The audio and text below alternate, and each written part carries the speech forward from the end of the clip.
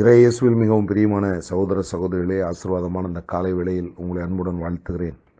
இந்த நாள் இனிய நாளாக அமைய புனித லூக்கா எழுதிய நற்செய்தி அதிகாரம் 17 இறை வசனங்கள் 7 முதல் 10 வரை உள்ள இறை வார்த்தைகளை இன்று நாம் தியானிக்கிறோம்.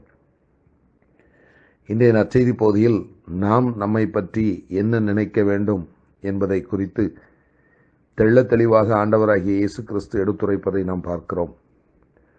பல நேரங்களில் ஒரு சில செயல்களை செய்து முடித்த பிறகு இந்த செயல்களை நான் செய்துவிட்டேன், இது என்னால் தான் செய்ய முடிந்தது, இது என்னால் மட்டும்தான் செய்ய முடியும் என்று சொல்லி பல நேரங்களில் மார்தட்டி கொள்ளுகிற மனப்பான்மை நம் அனைவருக்குமே உண்டு என்பதை நாம் மறுக்க முடியாது. இப்படிப்பட்ட உலக காரியங்களில் நாம் ஈடுபடுகிற பொழுது எந்த ஒரு காரியத்தையும் செய்து முடிப்பதற்கு ஆண்டவரது அருளாசி நம்மோடு இருந்தாலே அன்றி நம்மால் எதையும் செய்ய முடியாது என்பதை முதலில் நாம் நினைவில் கொள்ள கடமைப்பட்டிருக்கிறோம். இது என்னால் முடிந்தது, என் திறமையால் முடிந்தது, என் செல்வாக்கினால் முடிந்தது என்று சொல்லுவதற்கோ பேசுவதற்கோ ஏன் நினைத்து பார்ப்பதற்கு கூட நமக்கு தகுதியில்லை என்பதை முதலில் நாம் உணர்ந்து கொள்ள கடமைப்பட்டிருக்கிறோம். அப்படி இருக்கிற பொழுது ஆண்டவருடைய காரியங்களை நாம் செய்கிற பொழுது எப்படிப்பட்ட மனநிலையோடு செய்ய வேண்டும் என்பதை இன்றைய நற்செய்தி மிக தெள்ளத் தெளிவாக நமக்கு எடுத்துரைக்கிறது.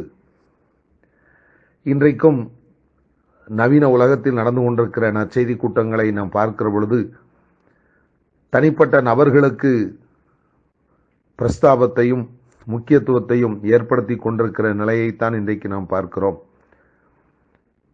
ஆண்டவரை பற்றிய விளம்பரங்கள் கொடுக்கப்படுகிறதோ இல்லையோ, தனிப்பட்ட நபர்களை குறித்த விளம்பரங்கள் அதிகமாக நடைபெற்று கொண்டிருப்பதை நாம் பார்க்கிறோம்.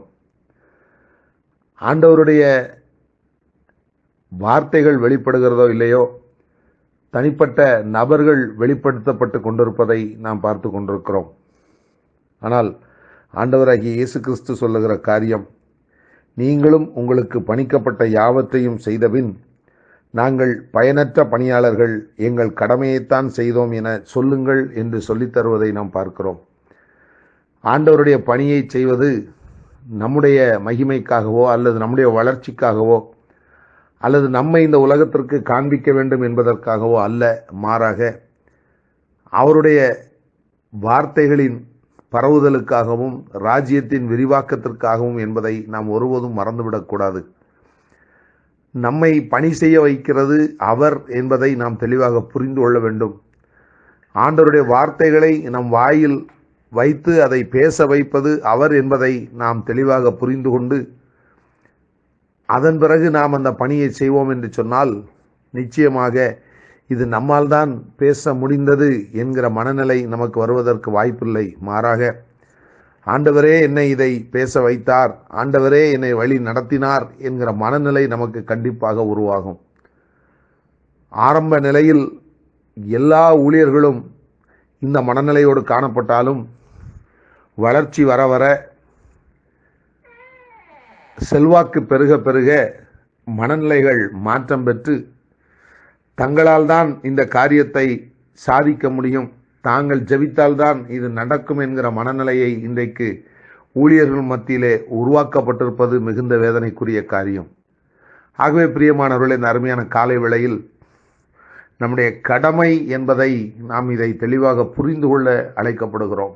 ஆண்டவருடைய பணியை செய்வது நம்முடைய கடமை என்பதை நாம் புரிந்து கொள்ள வேண்டும். எந்த ஒரு தகப்பனும் தன்னுடைய கடமையை செய்துவிட்டு நான் இதை சாதித்தேன் என்று சொல்வதற்கு வாய்ப்பில்லை. எந்த ஒரு மாணவனும் தேர்விலே தேர்ச்சி பெற்று இது என்னுடைய சாதனை என்று சொல்வதற்கு வாய்ப்பில்லை. மாறாக படிப்பது ஒரு மாணவனின் கடமை, வேலைக்கு சென்று சம்பாதிப்பது ஒரு தகப்பனின் கடமை, இல்லத்தை பராமரிப்பது ஒரு தாயின் கடமை.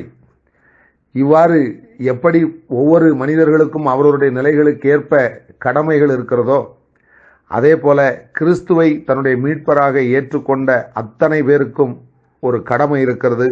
அந்த கடமைதான் தாங்கள் மீட்பராக ஏற்றுக்கொண்ட அந்த கிறிஸ்துவை மற்றவர்களும் மீட்பராக ஏற்றுக்கொள்ள வைப்பது என்பதை புரிந்து கொண்டு அந்த கடமையை செய்கிற பணியாளர்களாக நாம் காணப்பட வேண்டும் என்பது இன்றைய நற்செய்தி நமக்கு கற்றுத்தருகிற பாடம். ஆகவே ஒருபோதும் நான், எனது என்கிற அந்த எண்ணம் நமக்குள் தலை தூக்காமல், ஆண்டவரது வார்த்தையை ஆண்டவரது அருளால் நான் அறிவிக்கிறேன் என்கிற மனநிலையோடு நாம் ஆண்டவருடைய பணியை தொடர்ந்து செய்வோம்.